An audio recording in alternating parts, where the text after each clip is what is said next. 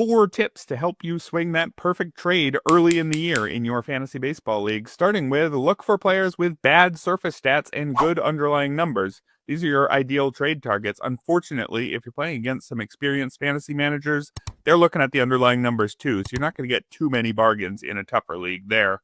So in those leagues, you may want to do something like target players who have been legitimately bad and whose underlying numbers agree that they've been legitimately bad.